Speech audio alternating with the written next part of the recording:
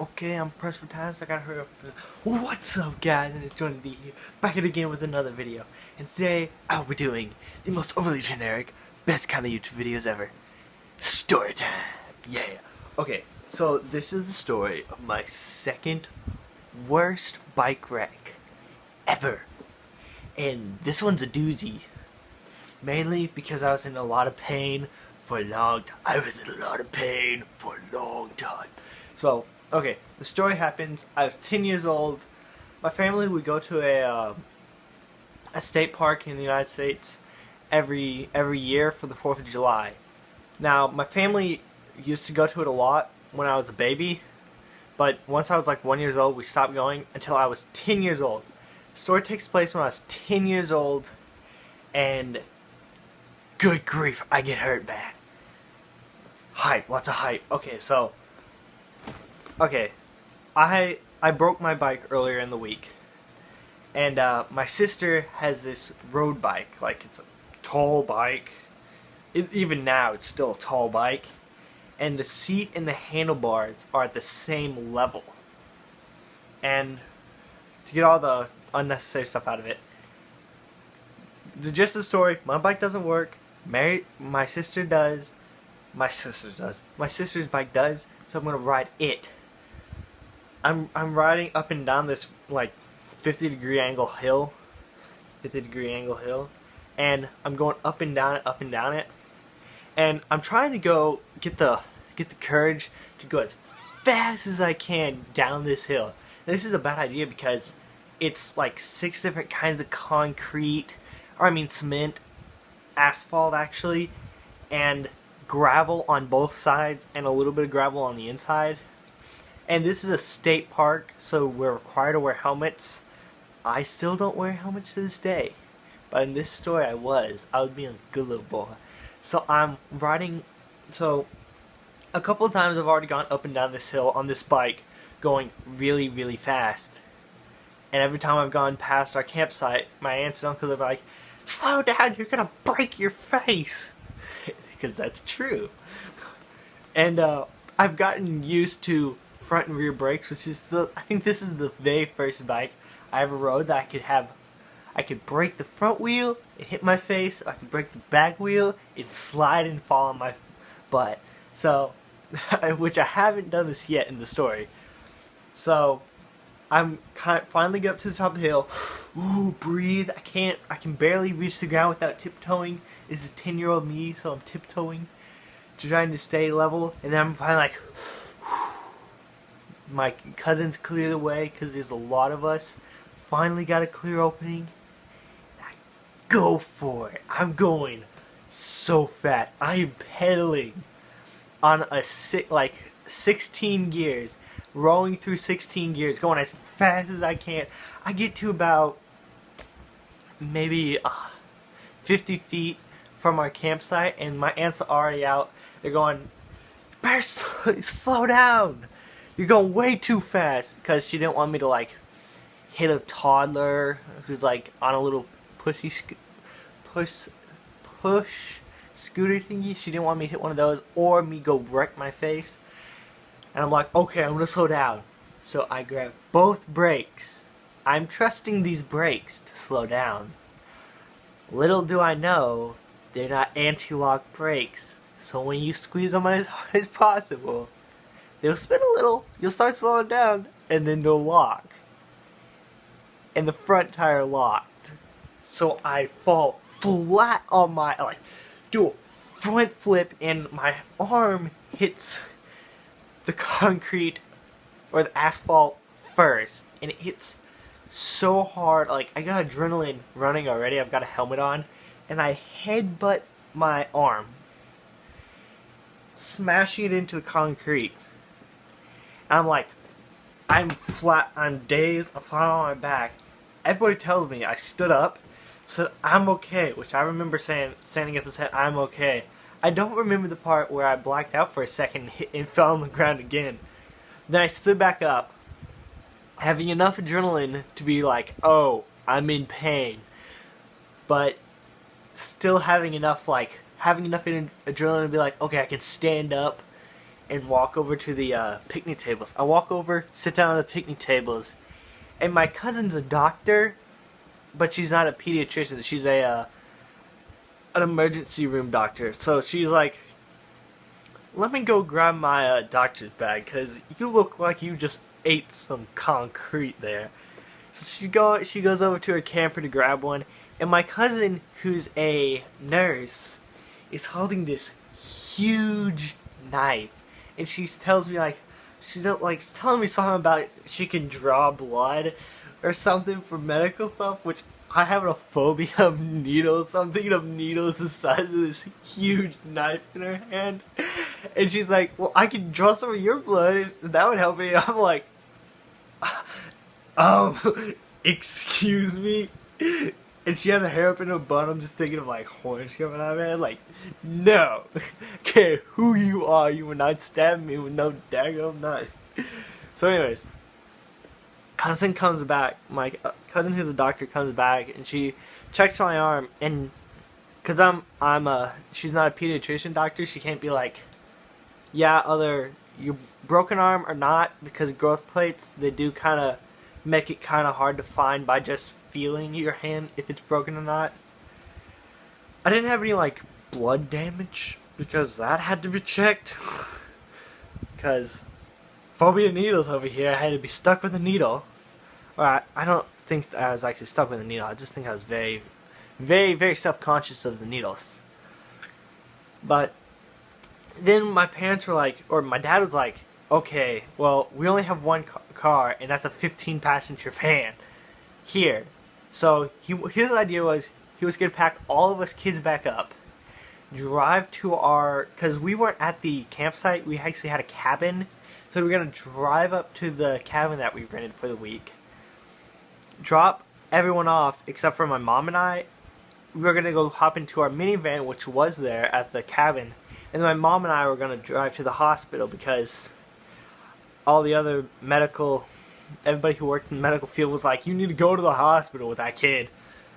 And my dad was like, want to do that, but it would take like half an hour, and then I would have to go wait in a hospital room for another, like, this is Mississippi, this is Georgia, so it's going to take at least another 10 years. I'll be missing teeth by then. So mom's like, no, that's a bad idea. And my aunt just says, you know what, everybody, you and your mom can hop in my car or into their Suburban. And so my mom and I hop in the back of their car, hop in the back of my aunt's car. My other aunts hop in because, hey, it's an outing. We're going out of the campsite, and we're going to be passing this small town. So we go to this hospital that is, I think, maybe one small town over. Like, you pass one to go to the next. Well, we get to this one with a actual hospital in it. It's actually not that long of a hospital wait. I might have had some opioids to make it a little better. I don't think I had any painkillers through this whole event. Maybe my cousin gave me some painkillers because he's a doctor. She can do that. She might have. I don't think so, because I do remember being in quite a lot of pain. And we get there. If you don't know, when you've freshly broken a bone, you can't really tell if it's broken or not. An x-ray on a freshly broken bone, if it's not like a very clean, obvious break, it's going to be challenging to read. And because I was 10 years old, I still had a lot of growth plates. You couldn't tell if it was broken or not. So, the guy was like, well, I'm boned. I can't tell you if there's a broken bone there or not. So, he plays the roulette and says, I think you just have an extremely messed up nerve. Thanks, dude. I can smoke weed and tell you the same daggone answer. There's a nerve pinched. Genius. Expert doctor over here. But he goes, okay, I can't make a decision. You'll have to talk to your doctor when you get home in like 3 days. And like the idea was, like, my mom was always talking afterwards, like, hey, once we get back to the house, do you just want to go back up to Kentucky and talk to our normal doctor? And I was like, nah, man, just give me some painkiller, I'll be fine. I'm over here like Bruce Wayne. Yeah, man, I'll be fine. So, we're going home, and I really like Yoo-Hoos. Yoo-Hoos are like the bomb.com. So we're driving past this little gas station. It's kind of a gas station mallish thing, strip mall. So we go in there, and my aunt got me some chocolate ice cream and a Yoo-Hoo, and I'm here with one hand trying to eat, and they are cold. I'm sweating. The car is not wanting to warm up. Actually, it's in the summer, so no one's gonna turn on the heater. I'm over here freezing, holding a cold Yoo-Hoo and a cold thing of ice cream, and I'm sticking the ice cream on my arm, which is busted up. And riding back, and I'm eating cold ice cream and trying to drink Yoo-Hoo. I ate all that ice cream too. My siblings ate none of it. I ate it all to myself. I was also in quite a lot of pain because I was also 10 years old, so I can't take that many opioids. Someone's got about that. What was it? 6 years ago, there was laws against kids eating too many opioids. Good grief. Now you can get them from Walmart. But anyways, shorten this story up. I get back to my home area, and we talk to our doctor. Doctor gives a couple of x-rays, tests out my arm. Surprised! I have a damaged nerve in this arm now.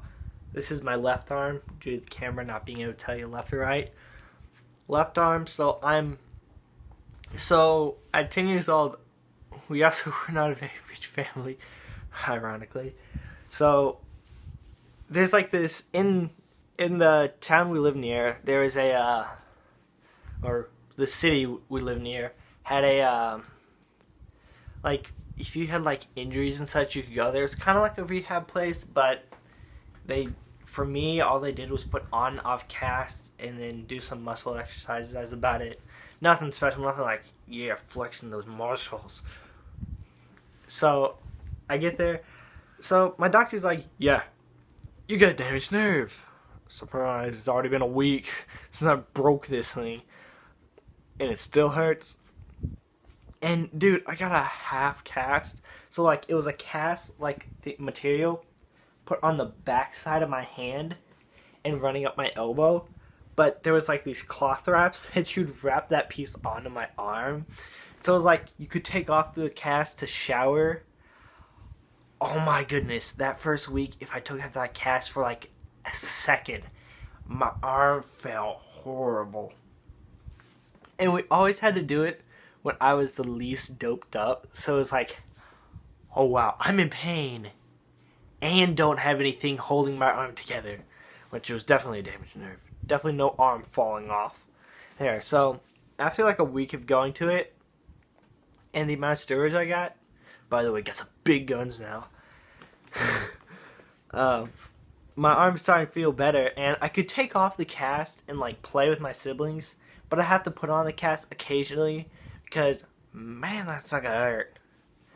Especially if you like were going down a slide and you have to hit my left arm against anything, you'd be like, painkiller, need some, man, this is hurting.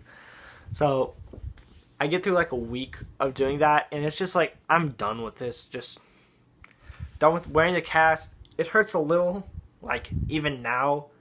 My friends and I sometimes will play slaps. They don't know my hand that I don't feel anything, which is great because Liberty will never win a game of slaps against me.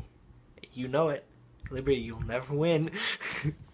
I don't care if you break my hand. You will not win.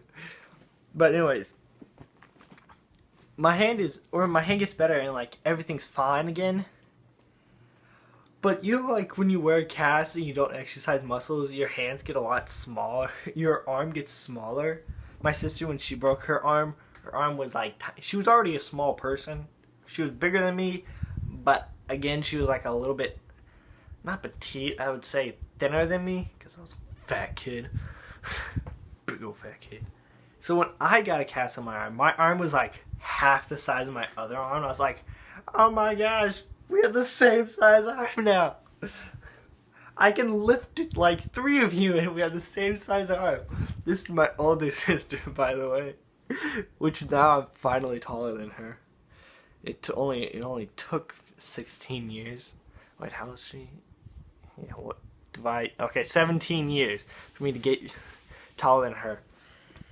And now I've got like, I was like, yeah. So wait, is that? Yeah, that's the end of the story. And I guess yeah, that's how I messed up my hand and such. Oh, I can also take off my hand. Look, is it no edits? No edits. I can just take off my hand. Whoa, look, my hand is flying around now. Okay, no. Okay, that's the video, guys. Thank you so much for watching. Like, comment, and subscribe. And down in the description, there's a blue little link thingy. Click that. You might be entertained. Thank you guys so much for watching, and bye-bye.